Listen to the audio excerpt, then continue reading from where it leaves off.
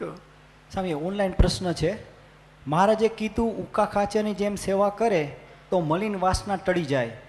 તો અત્યારે સેવા તો કરીએ છીએ, તો એવું શું ધ્યાન રાખવું કે સેવા ઉકા ખાચરની જેમ થાય અને વાસના ટળે? માલિકની ઈચ્છા પ્રમાણે સેવા કરવી. સેવા તો કરવી, જેની સેવા કરીએ છીએ એની ઈચ્છા પ્રમાણે સેવા કરીએ તો એ રાજી થાય કે આપણી ઈચ્છા પ્રમાણે. મારે તમારી અટાણી ઈચ્છા, મને ટાઢે પાણીયા તમને નવરાવવાની બહુ ઈચ્છા છે.